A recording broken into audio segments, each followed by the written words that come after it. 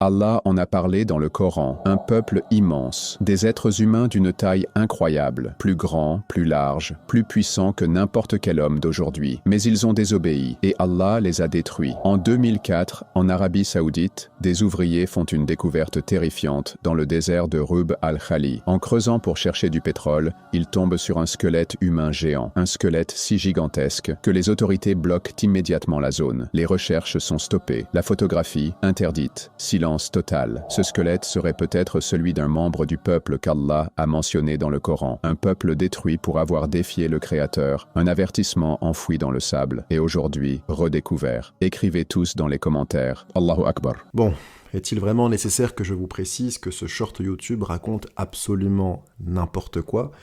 Pour les non-croyants, c'est évident, malheureusement pour beaucoup de croyants, ça l'est un peu moins.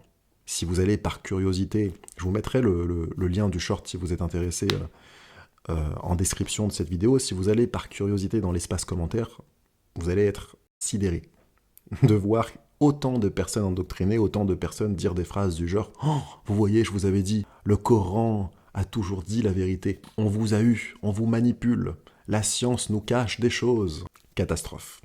Et c'est là qu'on se rend compte vraiment que l'humain peut être très crédule, très naïf lorsqu'il est endoctriné. Je ne vais pas dire bête pour vraiment pas leur manquer de respect, mais on n'est pas loin de penser ça. Et là, on a l'exemple typique de là où peut vous amener votre secte, votre religion, votre endoctrinement que vous avez reçu depuis la naissance. Votre religion peut vous amener à dire absolument tout et n'importe quoi, à penser, à croire en absolument tout et n'importe quoi, sans jamais faire preuve de rationalité, sans jamais faire de recherche, ou sans jamais vous poser des questions évidentes, qui pourraient simplement être « Ok, je vais vérifier maintenant ce que dit la science ». Alors là, en l'occurrence, cette courte vidéo, pour ceux qui connaissent un peu le Coran, vous l'avez compris, fait référence directement au peuple de Had, qui est décrit par Allah justement dans le Coran. Je cite Sourate 89, versets 6 à 8 pour ceux qui veulent aller vérifier. « N'as-tu pas vu comment ton Seigneur a agi avec les Had, la tribu d'Iram à la haute taille, dont jamais pareil ne fut créé dans les villes ?» Et là, du coup, dans ce short, on va nous montrer des photos de fouilles avec des crânes énormes, des squelettes au sol avec des humains qui sont en train, des archéologues qui sont en train de gratter un peu la terre autour. Et là, comme je l'ai dit un peu plus tôt, beaucoup de croyants vont gober ça et vont se dire « Ah ouais, donc c'est vrai ?» En réalité, non, c'est entièrement faux. Il n'y a aucune preuve scientifique de tout temps, on peut vous dire que ça a été découvert en 2004, en 94, en 2024. Aucune preuve scientifique n'a été apportée pour démontrer l'existence de ces géants. Aucune fouille archéologique reconnue qui n'a trouvé un seul squelette de géant. Alors vous pouvez chercher un peu partout, même dans tous les musées du monde, chez tous les vrais chercheurs, il y a absolument zéro preuve.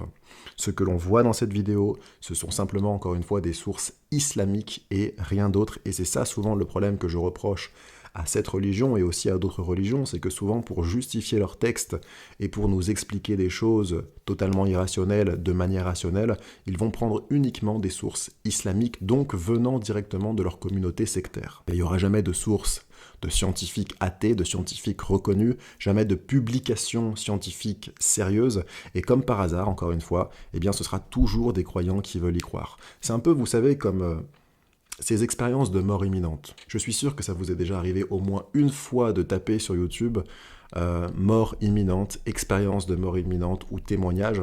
Eh bien, si vous prêtez attention à tout ça, eh bien vous vous rendez compte que c'est dans 99% des chrétiens qui vont parler de ça, des religieux qui vont parler de ça, et qui vont eh bien, nous transmettre, nous donner un avis, une vision totalement biaisée. Eux-mêmes, on voit qu'ils ne croient même pas en ce qu'ils disent, et encore une fois, voilà, il y aura toujours zéro preuve, et ils feront toujours des références directes ou indirectes à leur Christ, à leur Dieu. Alors maintenant, pour revenir à la petite vidéo que je vous ai partagée en début de vidéo, pourquoi ce genre de vidéo marche autant ? Et notamment chez les croyants et chez les personnes endoctrinées. Eh bien simplement parce que ça conforte dans l'idée que leur Dieu existe. Ils vont se dire des phrases du genre « Tu vois, le Coran disait vrai. Tu vois, ce qu'on nous a dit, c'était vrai. Je le savais. » Ils vont voir une image, leur cerveau va du coup valider directement, sans même chercher à comprendre d'où est sortie cette image ou alors comment on l'a obtenue. À aucun moment ils vont se dire que l'on vit au 21e siècle, on est à l'époque numérique et qu'avec Photoshop, on peut faire ça en 2 temps 3 mouvements. Non, jamais ils vont avoir cette idée qui va leur traverser l'esprit. Et malheureusement, c'est bel et bien, encore une fois, une théorie du complot religieuse. Et comme toutes les théories du complot, eh bien, c'est séduisant. C'est sexy de penser à ça. Ça fait un peu fantasmer. T'as l'impression de découvrir un secret caché. Tu penses que la science te ment, on t'a manipulé, on t'a contrôlé. Tu te sens un peu...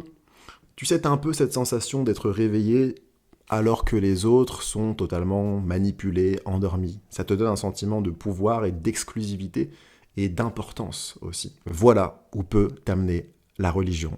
Voilà où peut t'amener ta secte. Tu crois sans preuve, tu crois sans logique, tu remplaces ta raison par une vidéo plus que floue qui sort de nulle part et t'agrémente ça de récits anciens.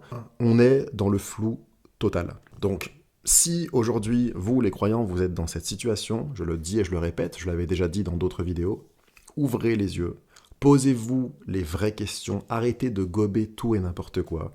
Oui, on est à l'époque du numérique, oui, c'est possible de faire cela avec Photoshop. Vraiment, soyez rationnel, soyez intelligent, soyez cohérent. Ne vous faites pas aveugler par votre foi, posez-vous les bonnes questions. Quand elles vous empêchent de réfléchir, pour moi, ce n'est plus de la foi, mais c'est clairement de l'endoctrinement. D'ailleurs, je ferai bientôt une vidéo comment sortir de sa secte, comment sortir de sa religion pour ceux que ça intéresse. Parce que c'est vrai que moi, j'ai déjà parlé à des croyants qui commençaient quand même à repérer certaines incohérences, commençaient à se poser de vraies questions. Je pense que je ferai prochainement une vidéo sur ça. Voilà pour cette vidéo du penseur libre. Et n'oubliez pas de douter, questionner et comprendre.